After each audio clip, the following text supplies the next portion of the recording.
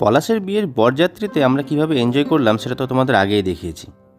আজ বলবো আমরা পলাশের রিসেপশনটা কিভাবে এনজয় করেছি। রিসেপশনের দিন সাজুগুজু করে আমরা রওনা দিলাম পলাশের বাড়ির উদ্দেশ্যে। যেহেতু পলাশ আমার প্রতিবেশী, তাই নিমেষেই পৌঁছালাম গন্তব্যে। যেই না পৌঁছেছি অমনি আমার সামনে দুটি অতিকায় চরিত্রের আবির্ভাব। ভয় পেলে চলবে না, তাই ওদের সাথে হাতাহাতি সেরে আমি চেষ্টা করলাম ভেতরে ঢোকার। কিন্তু এখানেও বাধা।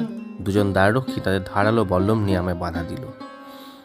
আমিও সেই বাধার বীরত্বের সাথে অতিক্রম করলাম। আমাকে প্রবেশ করতেই হবে, কারণ ভেতরে অনেক খাবার, আর খাবার যেখানে আমিও সেখানে। ভেতরে প্রবেশ করতে দেখি প্রচুর লোক, সবার লক্ষ্য একই, খাবার। মহাকুম্ভের মতো ভিড় ঠেলে আমি এগোলাম। আগে দেখে নিতে হবে কি কি আছে। এলাহি ব্যাপার, ভেতরে কফি, ফুচকা, ঘুগনি, মিক্স ফ্রুট সব কিছুই রয়েছে। প্ল্যান করে এগোতে হবে। ডিসিশন ভুল হলেই ব্যাস, মেন কোর্সে লস হয়ে যাবে। খুব বুদ্ধি করে প্রথম হামলা করলাম ঘুগনির কাউন্টারে। 1 প্লেট ঘুগনি, উপকার। ঘুগনি শেষ হতে দেখি একটা এত বড় টিভিতে পলাশের প্রি ওয়েডিং ভিডিও চলছে। আমি ওতে ডিস্ট্র্যাক্ট হইনি মোটেও। পরের হামলা কফি কাউন্টারে। হঠাৎ দেখি মিট বল কাউন্টার খুলে গেছে।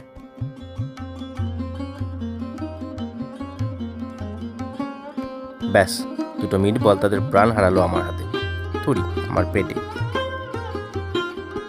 আমার এসব বীরত্বপূর্ণ কাণ্ড কারখানা দেখে ডাক পড়লো অন্দরমহলে। আমাকে অনেক আটকানোর চেষ্টা করা হয়েছে এখানে। 2-4টে ছবি তোলার মধ্যেও আমি কিন্তু আমার লক্ষ্যে স্থির ছিলাম। কিভাবে পরের যুদ্ধে জয়ী হলাম সেটা পরের ভিডিওতে।